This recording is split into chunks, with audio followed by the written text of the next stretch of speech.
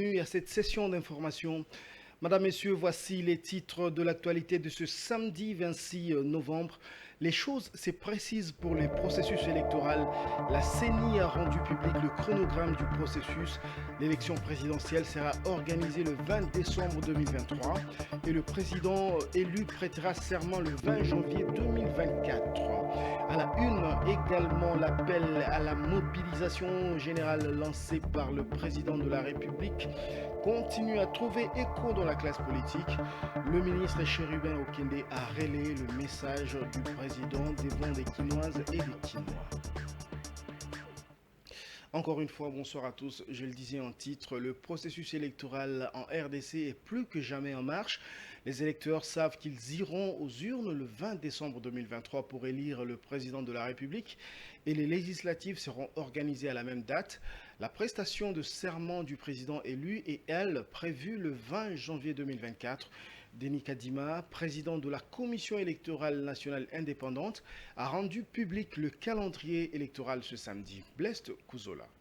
Commission électorale nationale indépendante, CENI en sigle, a dévoilé ce samedi 26 novembre 2022 le calendrier électoral en vue de la tenue des élections générales en 2023 en République démocratique du Congo. L'organe fêtière des élections en RDC a dévoilé ce calendrier électoral devant la presse en présence de la classe politique, de la société civile et des diplomates accrédités à Kinshasa. D'après ces calendriers, la présidentielle, les députations nationales et provinciales, mais également l'élection de conseillers communaux sont prévues le 20 décembre 2023. Ces scrutins seront précédés d'une campagne électorale du 19 novembre au 18 décembre de l'année prochaine. Notons que toutes les élections directes seront organisées de manière combinée à la date du 20 décembre 2023, tandis que celles indirectes, à savoir élections de sénateurs, de gouverneurs de province, de bourgmestres notamment, sont prévues en 2024. La publication des résultats provisoires de l'élection présidentielle interviendra le 31 décembre,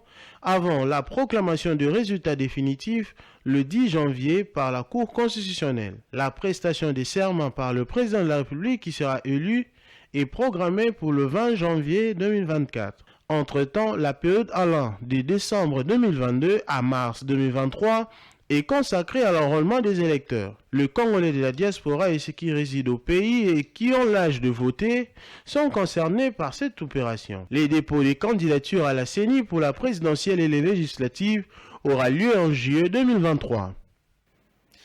Toujours en rapport avec le calendrier électoral publié ce samedi, le président de la Commission électorale nationale indépendante a, dans son allocution, évoqué plusieurs défis qui attendent cet organe électoral en vue d'une bonne tenue des élections en République démocratique du Congo. Suivez.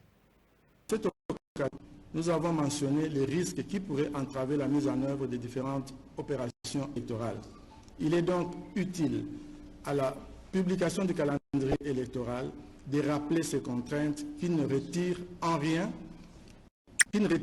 à la ferme volonté et à la détermination des membres de la CENI de tout mettre en œuvre pour organiser des scrutins dans les délais constitutionnels. La CENI pense être en mesure de surmonter ces défis avec l'aide de toutes les parties prenantes au processus électoral. Le premier défi est de nature financière, avec d'une part la nécessité de garantir son autonomie et donc son indépendance, et d'autre part le respect des délais de décaissement de fonds des opérations. Les contraintes légales figuraient parmi les risques dégagés lors de l'application de la feuille de route.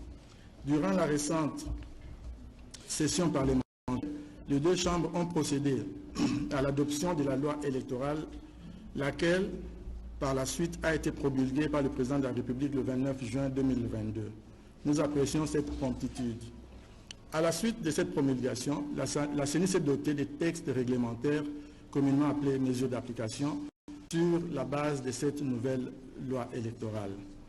Le dispositif juridique sera complet avec la loi portant répartition des sièges, sans laquelle la CENI ne saura convoquer l'électorat des différents scrutins prévus dans le présent calendrier. Le troisième défi de taille est l'insécurité persistante dans certaines parties du territoire national et qui pourrait avoir une incidence sur le bon déroulement des opérations électorales. Il est évident qu'aucune opération ne peut être réalisée à bon escient sans sécurité des électeurs, des compétiteurs, des agents électoraux, du matériel et des sites des opérations. Je le disais également en titre, l'appel à la mobilisation générale lancé par le président de la République il y a quelques jours pour faire échec aux agresseurs de la RDC continue à trouver écho dans la classe politique. Le ministre des Transports, Voies de communication et désenclavement, Chérubin Okende, a réuni au stade de Cardinal Malula à Kinshasa les Quinoises et Quinois pour relayer le message de paix devant une marée humaine. Chérubin Okende a fait appel à la solidarité nationale et a invité la population à soutenir la vision du président de la République et les FARDC. Edouard Funda. Tout a commencé au mémorial du soldat congolais où Chérubin Okende, accompagné du célèbre artiste musicien Weranson, a déposé une couronne de fleurs en l'honneur des FARDC. Juste après, le ministre des Transports, qui est un élu de Kinshasa, a rejoint la foule rassemblée à son invitation au stade Cardinal Malula pour dire non à l'agression rwandaise via le M23. Pour la cause nationale, les jeunes de la Force du Progrès de l'UDPS se sont mobilisés aux côtés de Chérubin Okende, avec à leur tête leur leader Jeko Beya pour dire non à l'agression rwandaise contre la RDC et soutenir les FARDC. Devant une foule de patriotes venus des quatre coins de la capitale, Chérubin Okende a relayé le message du chef de l'État demandant à la population de se lever pour défendre la patrie. Le 3 novembre dernier, le président de la République avait fait un appel à la mobilisation générale. Dans ce message, il nous a recommandé la solidarité nationale, qui veut tout simplement dire nous devons tous rester unis pour combattre l'ennemi commun qui sème la désolation dans la partie est du pays.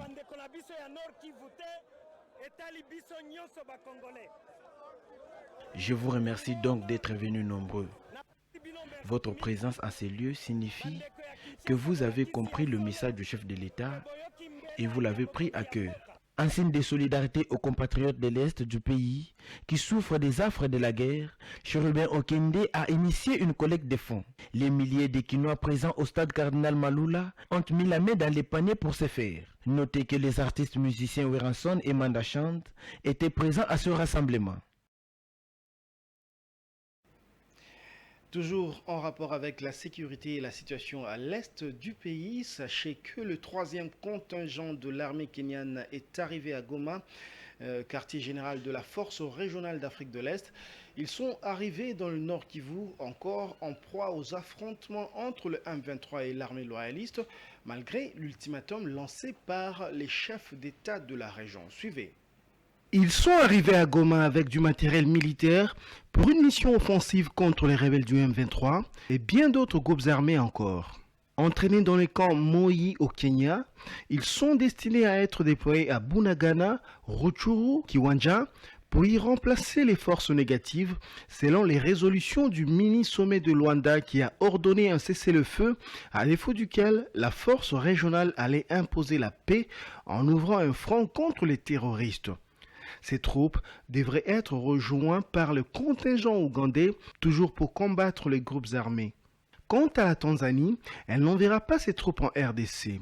Les autorités de ce pays ont signifié au gouvernement congolais que la Tanzanie a déjà ses contingents dans la brigade d'intervention de la MONUSCO, c'est la raison de leur fin de non-recevoir à la requête de la force régionale. La nouvelle génération Daniel Assello monte au créneau pour condamner les propos discourtois, des injures et diffamations contre le VPM en charge de sécurité Daniel Assello. Selon cette structure, ces propos tenus par les membres de la société civile Frédéric Mouchagaloucha et un politique à Ganzeburendoa fâchent certaines dispositions du code pénal.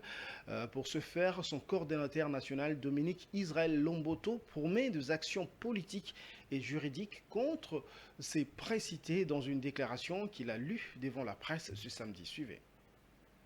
Nouvelle génération Daniel Assello. Condamnons avec toute la dernière énergie les propos discourtois tenus par le prétendu président de la société civile du site Kivu, Monsieur Frédéric Mouchagaloucha Moussimwa, avec un prétendu membre de l'IDPS janvier à Ganze Bwendoa, à l'endroit du vice-premier ministre, ministre de l'Intérieur, Sécurité, Décentralisation et Affaires coutumières, Daniel Aselo Okito Wankoi. Notons que ces derniers ont délibérément décidé d'insulter, d'injurier et de diffamer publiquement à l'égard d'une autorité publique en fonction, à l'occurrence le VPM de l'Intérieur, son épouse ainsi que ses filles, qui ne méritent en rien ces traitements. Ces comportements entrent en contradiction avec les dispositions du Code pénal,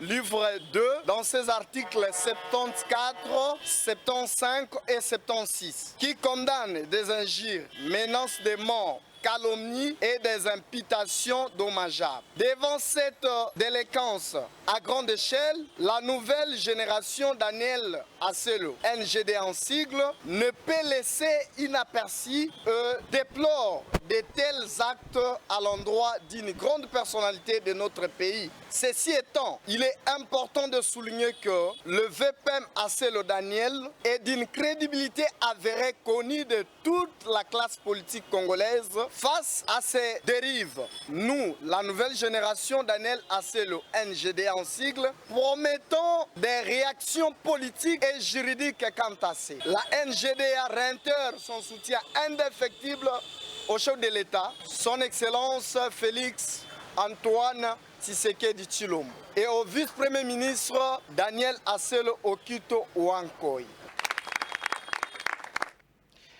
Et à l'autorité de régulation de la sous-traitance dans le secteur privé, la nouvelle équipe de la direction générale a pris officiellement ses fonctions. Le nouveau DG de l'ARSP, Miguel Katem Kachal, a promis de porter haut la vision du chef de l'État, celle de créer une vraie classe moyenne et voir des Congolais qui détiennent des actions dans la sous-traitance. En sport, le cercle sportif Don Bosco a été débouté par le tribunal suisse suite à l'affaire l'opposant à l'ASV Club sur le joueur Zao Matutala. Après sa requête introduite dans ce tribunal, ce dernier a dans un communiqué indiqué que cette requête était irrécevable. Blest Kuzola. Il y a quelques mois, le CS Don Bosco, dont les sièges se trouvent au stade TP Mazembe de Lubumbashi, avait interjecté l'appel du tribunal fédéral suisse en contestation de la décision du TAS donnant raison à l'ASV Club sur l'affaire Zao Matutala. N'ayant pas digéré ses premiers échecs à la première instance, le club de Lubumbashi est allé en appel au tribunal fédéral suisse, espérant voir gain de cause. Malheureusement, après examen du dossier, le tribunal fédéral vient de rendre son arrêt, document en appui, dans lequel il a jugé irrécevable le recours du CS Don Bosco. Cette décision du tribunal fédéral vient définitivement mettre fin à ces feuilletons qui a longtemps duré et permettront sans doute aux instances du football congolais de remettre la coupe et les droits y afférents avec club vainqueur de l'édition 2020-2021. Sans avoir perdu les litiges au niveau national, Vita Club est allé jusqu'au tribunal arbitral de sport pour avoir gain de cause dans cette affaire qui lui a coûté le titre de la 26e édition après s'être fait retrancher 9 points pour un supposé alignement fraudulé de Zao Matutala. Ce dossier à plusieurs rebondissements semble finalement se diriger vers son épilogue. Place à présent à la page internationale.